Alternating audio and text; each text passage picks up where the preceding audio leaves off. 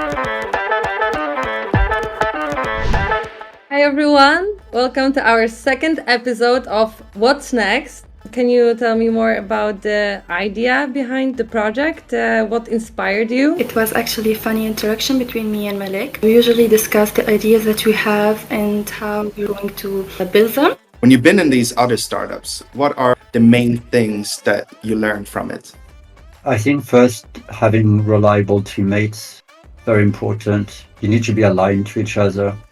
Tell me, what was the most challenging part in the hackathon? Dividing our time between school and working on the project. The biggest challenge moving forward? Right now, I'm trying to fundraise. It's really keep the right focus and make sure that I'm the most fundable possible.